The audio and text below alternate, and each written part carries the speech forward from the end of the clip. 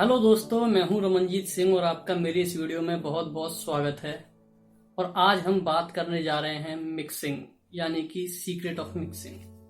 यानी इस वीडियो में आपको मैं मिक्सिंग करना नहीं सिखा रहा हूं, बट ऐसी बहुत सारे सीक्रेट्स या ऐसे बहुत सारे पॉइंट्स मैं आपको बताऊंगा जो आप अपनी लाइफ में सिर्फ प्रैक्टिकल करके सीखेंगे और बहुत लंबे एक्सपीरियंस के बाद सीखेंगे। यानी कि जो लोग मिक्सिंग सीख रहे हैं यानी प्रोफेशनली कहीं सीख रहे हैं, उन्हें तो कोई दिक्कत नहीं होती है क्योंकि उनके बहुत ही अच्छे टीचर हैं। वो उनको हर एक पॉइंट को बताते हैं पहले, देन वो रिकॉर्डिंग करते हैं। उसके बाद वो उन्हीं कंडीशन में रिकॉर्डिंग करते हैं जिन कंडीशन में एक अच्छी रिकॉर्डिंग पॉसिबल है।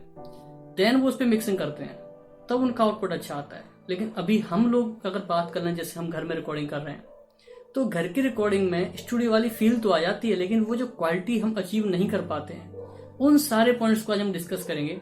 तो चलिए शुरू करते हैं।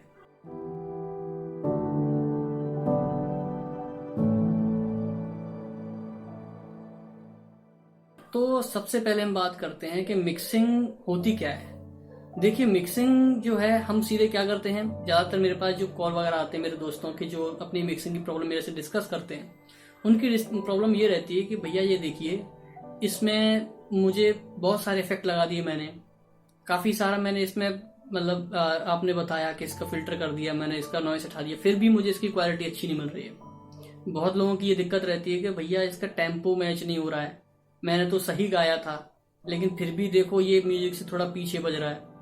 बहुत ऐसी छोटी छोटी दिक्कतें जो सब मिलके आज मैं यहाँ पर डिस्कस करने वाला हूँ, और कोशिश करूंगा ज़्यादा से ज़्यादा मैं आपको नॉलेज दे पाऊँ। हर एक पॉइंट को कवर करने की कोशिश करूंगा। अगर फिर भी कुछ मेरे से रह जाता है तो प्लीज़ थोड़ा सा आप समझ लीजिएगा इस बात को, क्योंकि हर चीज़ मैं एक साथ डिस्कस नहीं कर पाऊंगा, फिर भी कोशिश करूंगा। तो सबसे पहले पॉइंट बात करते हैं मिक्सिंग क्या होती है। देखो, मिक्सिंग तो है म्यूजिक के अंदर बात करेंगे मिक्सिंग की। तो म्यूजिक के अंदर जो मिक्सिंग है वो 3-4 ऑडियो जो आप रिकॉर्ड करते हैं, उन सभी को आप एक ऑडियो बनाते हो, तो सभी को आप मिक्स कर देते हो। अब जो मिक्सिंग का काम है वो टोटली डिपेंड करेगा आपकी क्रिएटिविटी पे। यानी कि अगर आप कोई पुराना कवर सॉन्ग रिकॉर्ड कर रहे हो या उसको मिक्स कर रहे हो, तो आपके पास ऑप्शन होता है कि आपको वो गाना किस तरह का बनाना है। यानी कि आपके पास एक रेफरेंस पॉइंट है कि हाँ, मुझे एक गाना है, ये ऐसा मैंने सुना है और इसके जैसा बनाना है। ठीक है, तो आपके पास एक रेफरेंस पॉइंट है। इस केस में आप क्या करोगे, उस गाने को उसी के जैसा बनाने की कोशिश करोगे। तो आपको पता होगा कि मुझे क्या करना है, कि इसके अंदर थोड़ा सा मुझे क्या कहते हैं, इस तरह का इफेक्ट मैंने वहां सुना था, इसी तरह के इफेक्ट मुझे लगाने हैं। तो ये तो सिंपल हो गया। लेकिन अगर मान के चलो आपको कोई नया प्रोजेक्ट दे दिया जाए और आपको पूरा प्रोजेक्ट अपने हिसाब से मिक्स करना हो, म्यूजिक की बीट्स वगैरह, जो उसमें वोकल है, जो उसमें आपकी रिदम है, जो किक है, वो सभी आपको मिक्स करना हो, तो प्रोजेक्ट बहुत ज़्यादा वाइड होता है और आपको बहुत बहुत ज़्यादा एक्सपीरियंस की जरूरत पड़ती है। अगर आप बहुत पहले से ही सीख रहे हैं तब जाके शायद 2-3 साल में कोई इतना बड़ा प्रोजेक्ट अच्छे से मिक्स कर पाएंगे। तो मिक्सिंग में अगर आप कर रहे हैं और आपका आउटपुट पहले से ठीक नहीं अच्छा नहीं आ रहा है, तो कहीं ना कहीं आपको एक जगह सेटिस्फाई होना पड़ेगा, ये सोच के कि हाँ, मैं अभी बिगिनर हूं और मुझे इसको सुन के थोड़ा सेटिस्फाई रहना चाहिए और इससे बेहतर करना चाहिए। तो बिल्कुल पैनिक नहीं होना है। जैसे हम क्या करते हैं कुछ लोग कि यार मैंने खूब करके देख लिया है और करके देखने के बाद मजा नहीं आता, भाई अब मैं छोड़ रहा हूँ ये सब। ऐसा नहीं करना है। बस ये समझ लीजिए, अपना एक डिसीजन फाइनल होना चाहिए कि हाँ, मैंने इतनी मेहनत इस कंडीशंस के अंदर मैंने रिकॉर्डिंग की है, देन मैं इसको मिक्स कर रहा हूँ और अब ये इतना ही हो पा रहा है। क्योंकि रिसोर्सेज अवेलेबल नहीं है तो वहां पर एक लिमिटेशन आई जाती है। दूसरी बात, मिक्सिंग अच्छी तब होगी जब उसकी रिकॉर्डिंग अच्छी होगी। यानी कि पोस्ट प्रोडक्शन का काम बाद में होता है, पहले मिक्सिंग का काम होता है, उससे पहले होता है आपकी रिकॉर्डिंग। तो रिकॉर्डिंग किन कंडीशंस में आपको करनी चाहिए, सबसे पहला पॉइंट यही है। जो अभी तक मैं बता रहा था वो तो एक बेसिक बात थी, बट अभी पहला पॉइंट मैं डिस्कस कर रहा हूं वो ये कि रिकॉर्डिंग जो है किस कंडीशन में करनी चाहिए। देखिए, जैसे कि अभी मैं जिस रूम में रिकॉर्डिंग कर रहा हूं उसको मैं आपको एक बार दिखा देता हूं चारों तरफ से, ठीक है।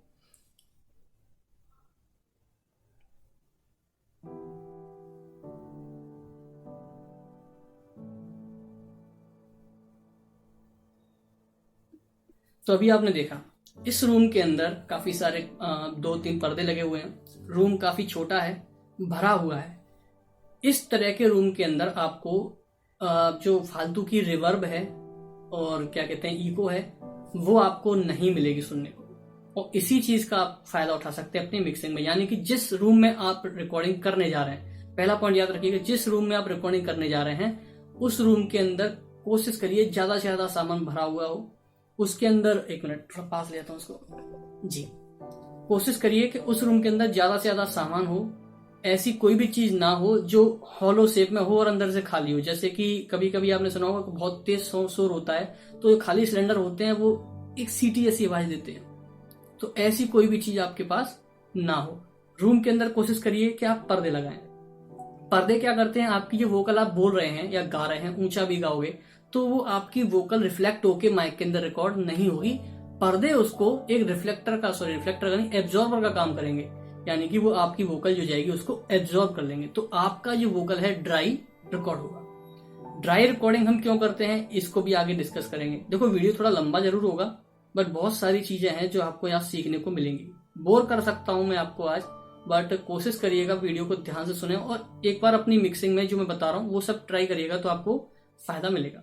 तो पहले पॉइंट ये, आपको रिकॉर्डिंग वहां करनी है जिस रूम में आपके पास स्पेस जो है थोड़ा कम हो, ताकि वोकल जो है ज्यादा दूरी तक ट्रेवल ना करे और लौट के आने के लिए वो इको ना बने।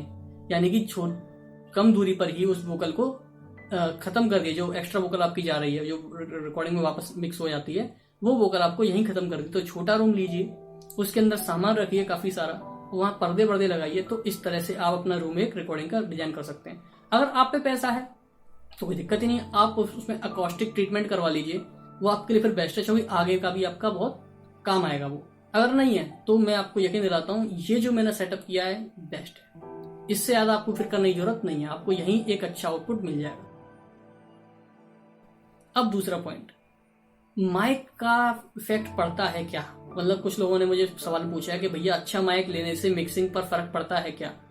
देखिए पड़ता है, बट उतना फर्क नहीं पड़ता है जितना एक सिंगर के स्किल्स यानी कि सिंगिंग स्किल्स हैं, मतलब कोई कैसा गाता है, उसके सुर कैसे हैं, इससे फर्क पड़ता है। यानी कि एक 8-9 हजार रुपए का अगर मैं माइक से रिकॉर्डिंग करता हूँ मैं, यानी कि जो मैं अभी इतना अच्छा सिंगर रही हूँ मैं, अगर मैं एक 8-9 हजार के माइक से रिकॉर्डिंग करता हूँ और वहीं एक अच्छा सीखा हुआ सिंगर, जैसे कोई भी एक सिंगर उठा लीजिए, उनकी रिकॉर्डिंग मैं अपने स्मार्टफोन के माइक से करता हूँ और फिर दोनों के आउटपुट को मैं एक सॉफ्टवेयर पे लाके मिक्स करूंगा, तो मुझे किस ऑडियो पे काम कम करने की यानी मेहनत कम करने की जरूरत होगी।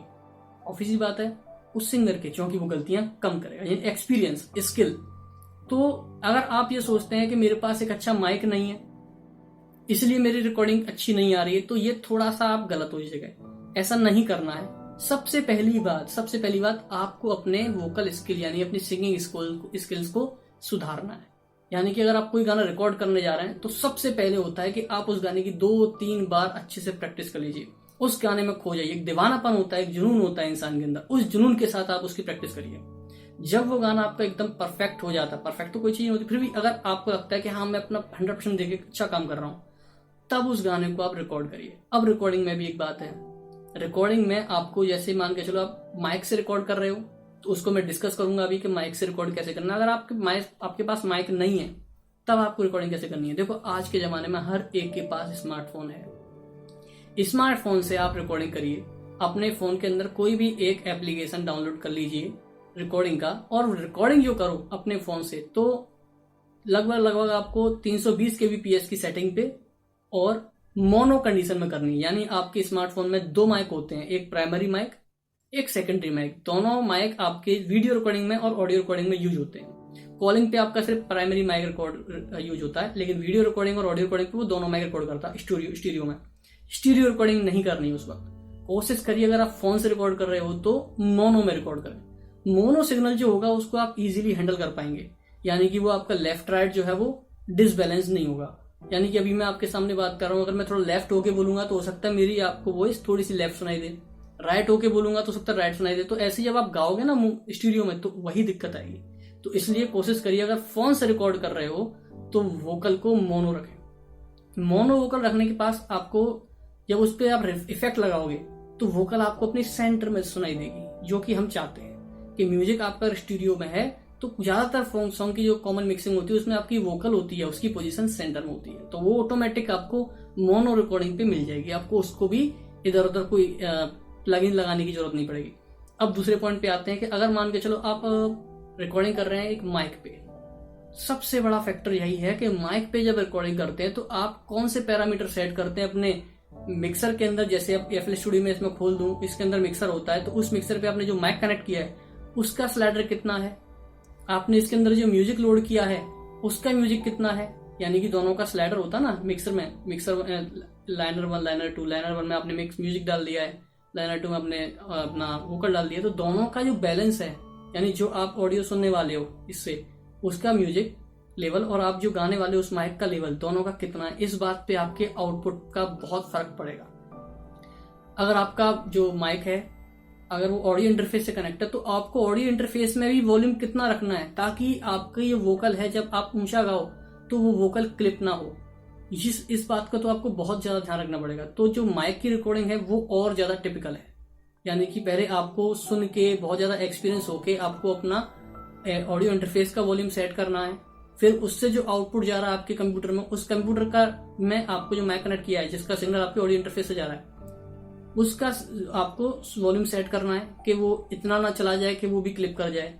क्लिप का मतलब है कि वो जितना मान के चलो 0 डेसिबल से ऊपर का जो भी सिग्नल आता है वो क्लिप कर देगा अपने आप, तो वो आपका वो बेस्ट हो जाएगा, वो आपकी ऑडियो खराब कर देगी, वो फटे हुए जैसी आवाज आएगी उसमें, तो वो वेस्ट हो जाएगा एकदम। और आप जो ऑडियो सुनने जा रहे हो, जिसको आप हेडफोन में सुनोगे म्यूजिक को, कराओके को, उसका वॉल्यूम कितना है, ये एक जो बैलेंस है, अगर आप ये सही नहीं बनाओगे तो आपकी ना वोकल स्किल, यानी आप सिंगिंग भी अच्छी नहीं कर पाओगे, अच्छा गा नहीं पाओगे, तो अच्छी रिकॉर्डिंग भी नहीं होगी।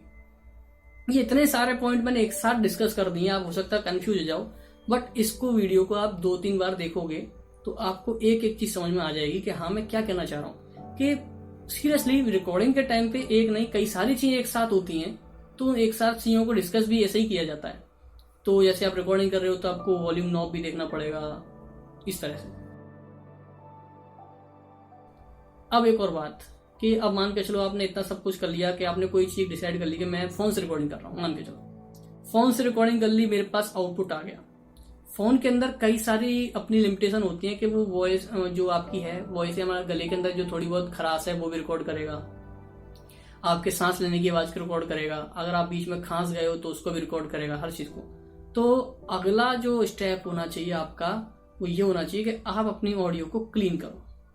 क्लीन करने के लिए जो टूल है FL स्टूडियो के अंदर आपको मिल जाएगा, एडिशन के अंदर आप वोकल में से नॉइस निकाल सकते हो, लेकिन वहां पर आपको वोकल में से नॉइस इतनी ही निकालनी है जितनी आपकी वोकल का जो टेक्सचर है, जो आपकी वोकल का जो सिग्नल है, जो आपकी जो जिस पे आप मेहनत करना चाहते हो वो चीज ना बिगड़ जाए। तो इसीलिए जो आपका पहला स्टेप है कि आप अपने कमरे में अच्छे से एक कमरे के अंदर व्यवस्था बनाओ जहां पर आप रिकॉर्ड कर सको, ताकि नॉइस रिकॉर्ड ना हो, ड्राई वोकल रिकॉर्ड हो। दूसरा पॉइंट आपका यही रहेगा कि आप अपने गाने की प्रैक्टिस करो, उसके बाद रिकॉर्डिंग करो, और जब रिकॉर्डिंग आपकी हो जाए तो उसको क्लीन कर लो। तब उसके बाद इतना सब कुछ करने के बाद, ये तो भी प्री प्रोडक्शन है, इसके बाद आपकी मिक्सिंग चालू होती है सर। अब मिक्सिंग का पहला पॉइंट यहां होता है कि आप बोलते हो सर हमारे पास अच्छे प्लगइन ना हो, हमारे पास काफी सारी चीजें अवेलेबल ना हो, तो क्या मिक्सिंग हो जाएगी? मिक्सिंग के लिए जितने टूल चाहिए उससे ज्यादा टूल आपके FL स्टूडियो के अंदर अवेलेबल है। यानी कि आपको मिक्सिंग करने के लिए अदर टूल, यानी जो बाहर के टूल होते हैं, आप वहां जाते हो कि मैं अच्छे अच्छे प्लगइन्स किसी से ले लूं, उससे इफेक्ट आ जाएगा, वो सब सेकेंडरी चीज है। सबसे पहली चीज है कि आपके वोकल का लेवल, ध्यान से सुनो, मिक्सिंग का पहला उसूल यह है कि आपके वोकल का लेवल और आपकी म्यूजिक का लेवल ऐसा हो कि वो दोनों बराबर सुनाई दे, यानी कोई भी चीज एक दूसरे पे ओवरलैप ना सुनाई दे। यानी मैंने मान के चलो म्यूजिक का लेवल का मतलब है वॉल्यूम लेवल, म्यूजिक का वॉल्यूम लेवल और ऑडियो का वॉल्यूम, म्यूजिक अपनी आवाज का जो वोकल का वॉल्यूम लेवल, दोनों का मैंने अगर इस तरह रखा है कि दोनों बढ़िया बज रहे हैं तो वो मेरी मिक्सिंग हो गई। पहला स्टेप यही है, यानी कि इतना कर लिया आपने तो समझ लो मिक्सिंग का एक काम कर लिया आपने। अगर आपने वॉल्यूम का लेवल ठीक नहीं रखा तो आपको उस पर आगे काम करने में भी दिक्कत आएगी। तो जैसे कि मान के चलो वॉल्यूम का लेवल कैसे रखना है कि आपको हमेशा जब भी आप उसमें वॉल्यूम रख रहे हो FL स्टूडियो में, तो देखना सुनने के बाद आपका जो डीबी मीटर है, डेसिबल मीटर, वो कभी 0 डेसिबल तक ना जाए। यानी कि आप सुन रहे हो उसको मिक्सिंग करने के लिए, तो वो 0 डेसिबल तक ना जाए, उसको आपको कम से कम -6 डेसिबल तक रखना है। यानी वोकल और ऑडियो दोनों को प्ले करके जब आप सुनोगे, मैं सिंगल की बात नहीं कर रहा हूँ, दोनों को प्ले करके आप सुनोगे तो दोनों का ऑडियो लेवल जो आपका -6 dB से ज्यादा नहीं जाना चाहिए, क्योंकि आगे जाके जब आप इसमें मिक्सिंग करोगे तो ऑटोमेटिक ये मिक्सिंग होते होते 0 डेसिबल तक पहुंच जाने वाली है। इतना सब करने के बाद अब आपकी आती है असली मिक्सिंग, यानी कि EQ। EQ यानी इक्वलाइजर, यानी इक्वलाइजर आपको अब यहाँ से आगे लगाना है। पहला स्टेप होता है मिक्सिंग में कि आप EQ करते हो। EQ में आपको क्या करना होता है, आपकी वोकल जो आपने रिकॉर्ड की है उसको, या वोकल छोड़ो, आपने जितने भी साउंड रिकॉर्ड किए, मान के लो बड़ा प्रोजेक्ट कर रहे हो, गिटार भी रिकॉर्ड किए, पियानो भी रिकॉर्ड किया, हर चीज को उसकी प्रॉपर शेप देनी पड़ती है। शेप का मतलब मेरे साउंड का शेप, यानी उसका जो एक क्वालिटी होती है। जैसे गिटार है, गिटार को जिस तरह से आप नेचुरल सुनते हो, रिकॉर्डिंग में वैसी चीज नहीं आ पाती, तो उसमें क्या होता है, आपको EQ करके उसको वैसा ही बनाना पड़ता है, उसको उसमें से फालतू चीजें हटानी पड़ती हैं। ऐसे ही वोकल में जैसा मैं अभी बोल रहा हूँ जरूरी नहीं है वो उतना ही सिग्नल ये अभी रिकॉर्ड कर रहा हो सकता है आपको वैसे ही सुनाई ना दे। तो ऐसी ही चीजों को, उसमें से जो अनवांटेड चीज होती है उनको हटाया जाता है, और उनमें जो क्वालिटी होती है उसको उनको एनहेंस किया जाता है। यानी जो खराब चीजें उनको हटा देते हैं, जो चीजें हमारी क्वालिटी को बढ़ा सकती है उनको एनहेंस कर देते हैं। यही चीज होती है EQ। जब आप EQ करते हैं, यानी EQ ही एक्चुअली मेन मिक्सिंग होती है हमारे यहाँ म्यूजिक फील्ड के अंदर। म्यूजिक फील्ड में EQ जिसने समझ लिया, समझ लो उसने मिक्सिंग सीख ली। अब ये सब करने से पहले आपका जो अपना पर्सनल स्किल है, यानी लिसनिंग, ये बहुत जरूरी है कि लिसनिंग ही सब कुछ है। अगर आप इतना सब कुछ करते जा रहे हैं, EQ पे बात आ गई कि मैं EQ कर रहा हूं तो मैं सुन ही नहीं पा रहा हूं कि इसमें कमी क्या है, यानी मैंने क्या किया, अपनी वोकल में से कुछ खराबी है वो उसे हटाना है। तो आप सुन के कैसे पता लगा पाएंगे कि ये चीज खराब है? अब ये तो कोई आपको समझाए पहले, प्रॉपर ट्रेनिंग देके, तब समझ में आएगा, या आपको अपनी पहले लिसनिंग बढ़ानी पड़ेगी। अब ये लिसनिंग कैसे बढ़ानी है, यही बहुत बड़ा ड्रामा है। लिसनिंग बढ़ाने के लिए मैं आपको एक सलाह दूंगा कि आप कोशिश करिए कि अच्छे हेडफोन सुनिए। अच्छे हेडफोन से मेरा मतलब ये नहीं है कि आप कोई 12-13 हजार रुपए का हेडफोन ले लीजिए या फिर 6-7 हजार रुपए की ईयरफोन ले लीजिए, नहीं। अच्छे हेडफोन का मतलब है कि वो एक अच्छी कंपनी का हो, और उसका जो साउंड सिग्नेचर है, कोशिश करिए उस साउंड सिग्नेचर एकदम फ्लैट हो। फ्लैट रिस्पॉन्स वाले जो ऑडियो इक्विपमेंट आते हैं वो बहुत महंगे आते हैं, यानी मॉनिटर, जैसे कि मेरे पास है ये मैंने लिया था, और अगले वीडियो में इसका ही मैं एक क्विक डिटेल रिव्यू बताऊंगा कि क्या आपको लेना चाहिए, नहीं लेना चाहिए। तो इसके बारे में बात करते हैं। जैसे कि अब ये है एक, तो इसका फ्लैट रिस्पॉन्स है, तो इसका फायदा क्या है? फायदा ये है कि मैं वो चीजें जो मैंने रिकॉर्ड की, मैं उन्हें उस कंडीशन में सुन सकता हूँ जैसी वो एक्चुअल रिकॉर्ड हुई। यानी कि ये जो है, इसमें कोई इसका खुद का फ्लेवर नहीं है, इसका साउंड सिग्नेचर, इसका फ्लेवर एकदम फ्लैट है। ना ये बेस को एनहांस करेगा, ना ये वोकल को एनहांस करेगा, ना ये ट्रबल को एनहांस करेगा, ये फ्लैट है, जैसा होगा वैसा मुझे सुनाएगा। इसलिए इसको मॉनिटर कहते हैं। तो ऐसे अगर आप मॉनिटर नहीं खरीद सकते तो आप सुनने की आदत ऐसे स्पीकर की डालो, ऐसे हेडफोन की डालो जिनका रिस्पॉन्स, जिनका जो साउंड सिग्नेचर है वो लगभग फ्लैट जैसा हो। जैसे कि एक सैमसंग की ईयरफोन आती थी जिससे मैं पहले रिकॉर्ड करता था। अगर आप ऐसी ईयरफोन ले लेंगे तो आपको अच्छा आउटपुट मिलेगा, क्योंकि हम जब सुनते हैं म्यूजिक तो हमारे गाने उसी चीज पर ट्यून हो जाते हैं। जैसे मान के चलो आप बरसों से एक ही ईयरफोन पे गाने सुन रहे हो, अब आप अगर आपको कोई दूसरा हेडफोन दे दिया जाए तो आपको वो अलग लगेगा। अब आपसे बोला जाए कि चलो मिक्सिंग करो, जिस ईयरफोन से आपने सुना था उसी ईयरफोन से आपके ईयर ट्यून थे, तो आप कोशिश करोगे कि मैं अब जब गाना मिक्स करूंगा तो मैं उसी के हिसाब से बनाऊंगा जिससे मेरे कान ट्यून थे। यानी कि मुझे बेस सुनने की आदत इतनी है, अगर मैं थोड़ी सी मिक्सिंग में बेस ज्यादा करूंगा तो मुझे लगेगा अरे ज्यादा हो गई, क्योंकि मेरे कानों को पहले से आदत है कि मैं इतनी ही बेस सेंड कर पाऊंगा। और मैं कोई दूसरा हेडफोन ले लूंगा, हो सकता है उसमें से पहले से बेस ज्यादा हो और आपने इसमें से बेस सेट कर दी, तो यहाँ पर तो आपको ज्यादा सुनाई दे रही है लेकिन वो एक्चुअल में कम हो जाएगी। हो सकता है आपको मेरी ये बात समझ में ना आई हो, लेकिन मैं आपको दोबारा समझाता हूँ कि आप अच्छे हेडफोन सुनिए, यानी कि ऐसा हेडफोन सुनिए जिससे आपको फ्लैट रिस्पॉन्स सुनाई दे, और इसी चीज से आपकी लिसनिंग स्किल है वो बढ़ेंगे। इसके अलावा कोई मतलब तरीका नहीं। मान के चलो आप JBL सुन रहे हैं, Sennheiser सुन रहे हैं, तो उसमें भी मॉनिटर आते हैं। अगर आप मॉनिटर नहीं खरीद रहे हैं तो वो मत खरीदिए।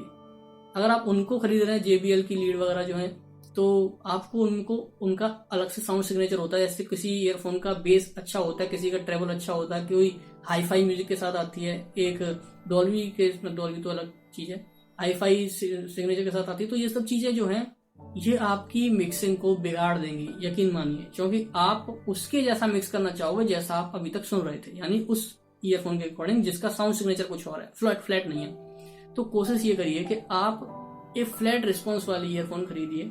मैं आपको रिकमेंड करूंगा कि आप किसी कंपनी का, यानी कि आपका ऑडियो टेक्निका का M20 आप मंगा लीजिए। M20 आपको 3,500 के आसपास मिल जाएगा।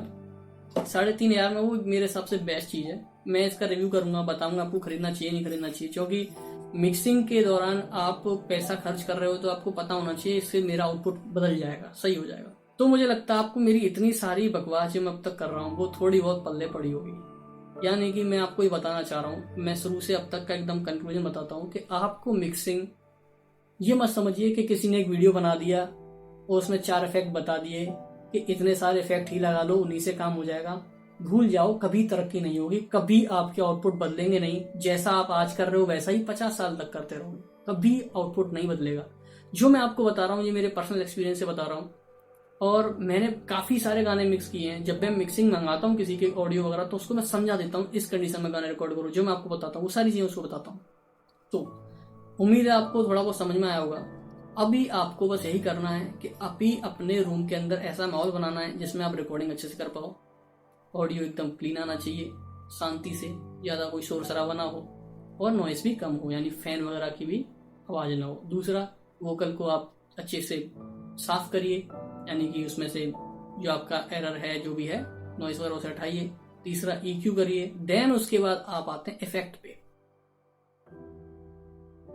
इफेक्ट का सीधे सा फंडा है साहब, इफेक्ट वही लगेगा जैसा गाने का फील होगा। अगर गाना रोमांटिक है तो आप रिवर्ब और डिले से ही काम चला सकते हो, कुछ नहीं करना। अगर गाना रैप का है तो गाने के अंदर कोशिश करिए ज्यादा से ज्यादा अपने वोकल को ड्राई रखें, उसमें आप मल्टीपल वोकल रिकॉर्ड करें और उनका आप क्या कहते हैं बैलेंस बनाएं। यानी एक वोकल आपकी लीड हो गई, देन आप उसके साइड में 2-4 वोकल और चलाएं। यानी हर तरह की मिक्सिंग अलग होती है, इसलिए इफेक्ट के ऊपर कभी अपने आप को बांध के ना रखें कि सिर्फ मैंने इतना सीख लिया और इसी से मेरा काम चलता रहेगा। नहीं, इफेक्ट्स और जो है मिक्सिंग के लिए अलग अलग गाने के हिसाब से चलते हैं, अलग अलग जिस तरह का आपका गाना होता है उस हिसाब से चलते हैं। तो उम्मीद है आपको ये वीडियो पसंद आया होगा। अगर पसंद आया तो प्लीज इसे लाइक करिए, कमेंट करिए। आपकी कोई परेशानी है तो मुझे कमेंट सेक्शन में बता सकते हैं, और आपको मिक्सिंग वगैरह करवानी है तो आप भी मुझे कमेंट सेक्शन में बता सकते हैं, या मुझे इंस्टाग्राम पे आप सीधे डायरेक्ट मैसेज भेज सकते हैं। लिंक आपको मिल जाएगा नीचे। और टेलीग्राम चैनल मैंने बना लिया है, अगर आपको वीडियोस वगैरह चाहिए FL स्टूडियो से रिलेटेड ट्यूटोरियल वगैरह तो सीधे आप लिंक पे जाइए, ज्वाइन कर लीजिए चैनल। वहां मैं आपको लिंक देता रहता हूँ, लिंक डालता रहता हूँ, वहां से आप सीधे वीडियो डाउनलोड कर सकते हैं। और जल्दी मैं बहुत सारे वीडियो लेके आने वाला हूँ, काफी सारे वीडियो आने वाले इस चैनल पे। वापस आना चाहता हूँ तो करनी पड़ेगी मेहनत, और करेंगे बहुत सारा काम इस पे हम करने वाले हैं। आगे जाके लाइसेंस ले लेंगे, देन मैं आपको FL स्टूडियो बहुत तरीके से सिखाऊंगा। ऐसी वीडियो अपलोड कर करके आपको गाइड करता रहूंगा। तो चलिए फिर विदा लेते हैं। जय हिंद, जय भारत। अपना ख्याल रखिए और मेहनत करते रहिए। Thank you so much.